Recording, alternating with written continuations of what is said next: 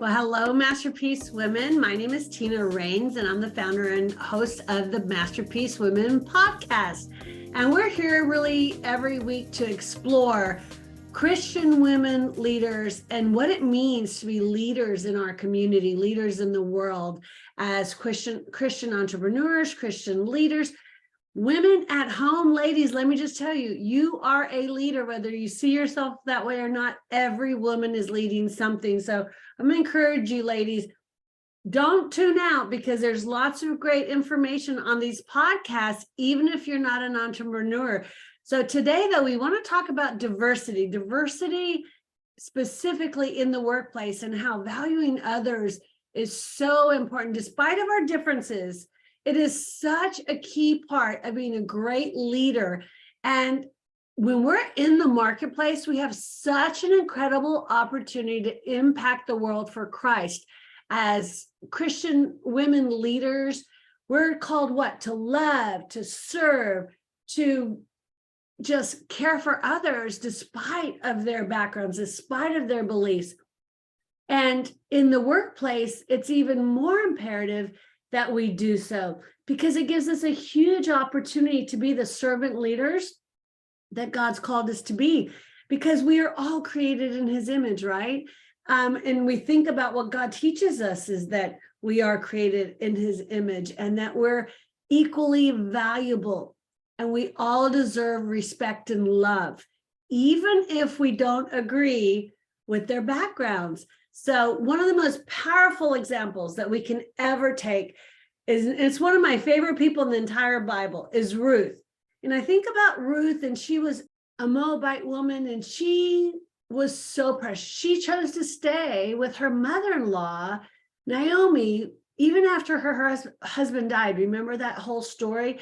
And her husband dies, and she's like, no, I'm going with you, because she was loyal. Naomi's like, no, go back to your people. She's like, no, I'm going to stay with you. And that selfless love, that sacrifice of her staying with her mother-in-law, ultimately what leads her to her husband, who she ends up being an ancestor of Jesus himself.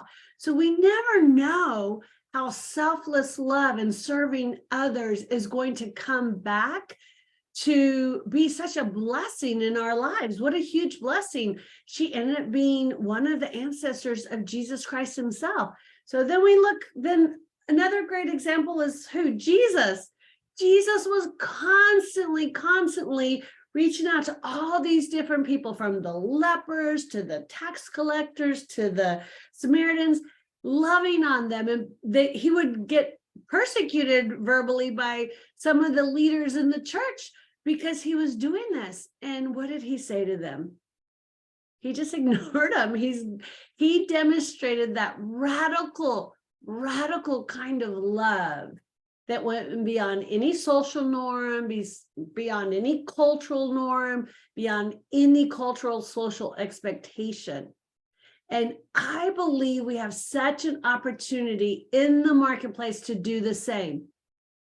I know I've shared an example. I think I even shared it last week again, of a key leader of Coca-Cola talking about, a opportunity he had to love an individual who was homosexual, who he didn't agree with the lifestyle, but he still loved her well.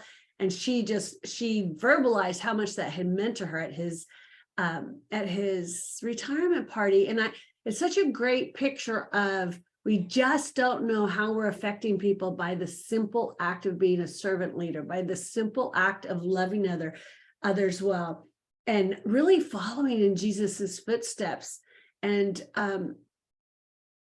being inclusive with our love, being, respectful of all individuals, embracing diversity, not necessarily agreeing with the way other people live their lives, but embracing the diversity and the value that other people bring, basically can ultimately lead to more productivity, more innovation, more creativity, and more success for your business, because you have a team that knows they're valuable, and it's every one of them, not just because they agree with you and you're and your values and your beliefs. So one of the greatest examples I believe of that in the marketplace is Dan Cathy, the CEO of Chick-fil-A, and Truett, his dad. And I know that family from another role that I had. I was able to actually get to know intimately, even had dinner at the family, one of their CFO that was with them for 30 years. And they live it. They live the values, they live the lifestyle, and they're committed to that in their workplace. They're committed to the employee training, to loving people well. There's a lot of people that aren't Christians there, but they see Christianity modeled and the example of it over and over and over on a daily basis. And many people come to Christ. Where they put their money is into areas of family and helping others to thrive and really valuing other people and their lives and what's going on in their lives. And then you think of the other great example, David Green, founder of Hobby Lobby. His son has spoken at our life work leadership many times, and it's an incredible talk when he talks, because he talks about generosity and he talks about how important it is to have Christian values in the workplace, and they're very vocal, both Dan Cathy and David Green, they're very vocal about their Christian values. But I know people that are leaders in those organizations that will share, not everybody's Christian. However, it's modeled so beautifully. It's been an incredible opportunity to see people's lives transformed. And when we're living it out in the marketplace and we're standing up for what we believe, but yet loving others incredibly well, it pays off in huge dividends. Both of these companies, hugely successful, hugely known for training their employees well, loving their employees well, and personal development, and the generosity of giving back to their communities, giving back to charities. They're known for that all over the world. And then I think of a story I heard just recently of Sarah. Sarah knew that loving her team well meant offering so much more than competitive benefits and salaries. Think about Chick-fil-A, you think about Hobby Lobby, they do that. They take care of people really well that way as well. But Sarah knew, and I believe that Dan and David do the same as well. She knew that creating a workplace where team members really felt valued, they really felt respected, they really felt supported, was going to not just help her business, but help the individuals. She really cared about the individuals. And so she was known for walking in the office and just taking time to get to know each one of her team members, taking time to just learn about their backgrounds, learn about their families, learn about their dreams. What are their goals? What's their God-given purpose? What do they feel like they're put on this planet for? And when you learn from that place and you love people well, wow, what an impact Sarah made. So she made a point of also providing these incredible opportunities for her team members to grow, to develop their skills. Do you hear that common thread in all three of these people? Helping their teams develop their skills and grow. Because when you add value and you help people grow, it's one of the best ways you can love them, the way you can show that you appreciate them despite of the diversity that we have in the workplace. It's including the diversity instead of being more pro-Christians or more. We have to be careful with that, guys. We have to provide, obviously in business, you have to do equal opportunity anyway. But I think it's more than just because it's a federal government thing. I think that we need to take good care of our clients so that we can model who Jesus is to them. But Sarah also was very encouraging to her teamwork, to her team members, encouraging them to take risk and try new things and let them know it's okay if they made a mistake. Because how do we learn the best? When we fail, when we make mistakes, those are some of our best growing opportunities, aren't they? And she loved her team so well. I remember an individual talking about her And the way she made a point of celebrating their success, whether it was a big success, a small success, she was always so quick to offer encouragement and to really help them face whatever challenges. When she'd see a sad face in the office, she would ask them, is something going on with you today? You doing okay? How's your day going? And give the freedom to the individual to share openly what their challenges were, sometimes it was a family challenge at home. Not that she invited people to bring their home to work and keep it there and not be able to focus on work. But the reality is, when we have a family, especially as women, our children, oftentimes we're that key source of support for our children. And so we need to be able to feel safe that if we have something going on, that we can just be real. And so when we do that for our teams, they're going to feel valued, they're going to feel respected, they're going to feel supported. And what's going to happen as a part of that? They're going to be more engaged, they're going to commit to the work.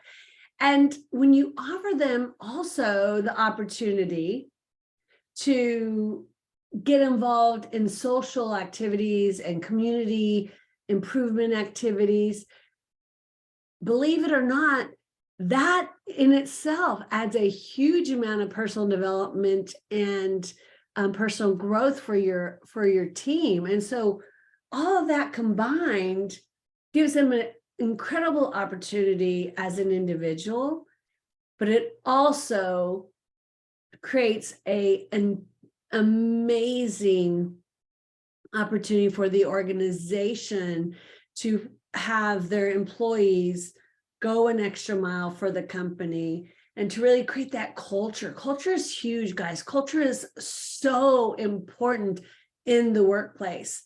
And not because their employees are paid to go the extra mile, not because they're paid to do these good things, but because they really believe in their leader and the vision and the culture that the leaders created. And Sarah really models that really well. And as I was thinking of like some examples of that type of leadership, I thought of Sarah, and I thought of Jess, who kind of shared the experience of Sarah, that said, quote unquote, she said, Sarah believed in me when I didn't believe in myself. She encouraged me to take risks and step outside of my comfort zone.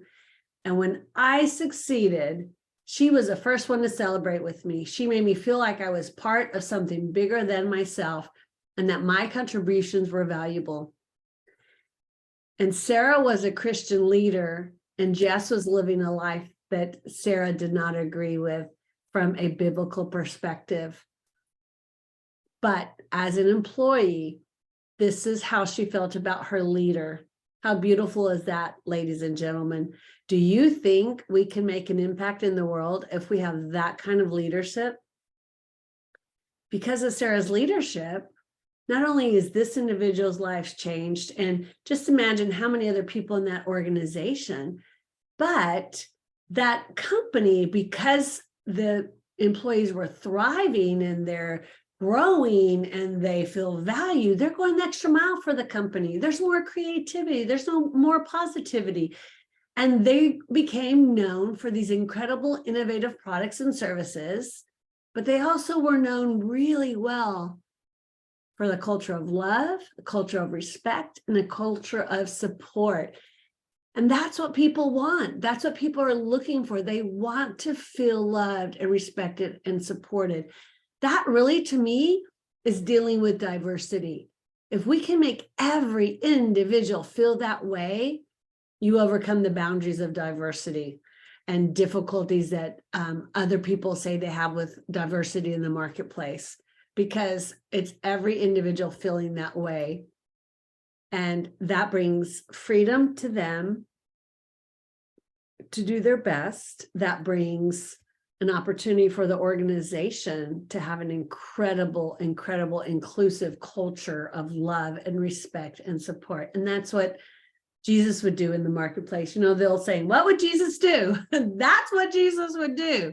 And so I think about what a great model that is. And you think about when it comes to that kind of a culture, what does that lead to? It leads to more loyal customers because they love the culture of the company. They're getting treated well by their customers. I mean, by the company. Their customers are happy. The team's happy. You're going to attract the best talent to your organization because you're known for the culture.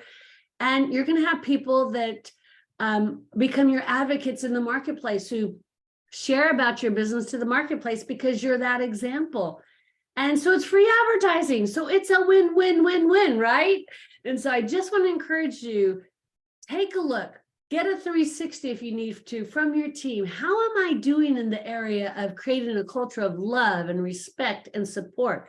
Do you feel loved? Do you feel supported? Do you feel respected? Do a 360 with some key players, or do a survey and make it where it's anonymous so you can really get a true feedback and be willing to look at that and look at yourself as a leader and ask them how you could improve. What were the things that you could do to improve? I think about going back to Sarah's leadership. What did it demonstrate? It demonstrated that when we love our teams as leaders and we love them well, and we create a culture of success, we create a culture that's going to impact way beyond the bottom line. When we create that culture, sometimes it starts with us hearing that we don't have that culture in the first place. So do a 360, talk to your team. What kind of culture do they see? How would they describe the diversity in their organization? Ask the questions so that you can improve as a leader, and be encouraged that you can change, you can grow, and so can every one of your team members.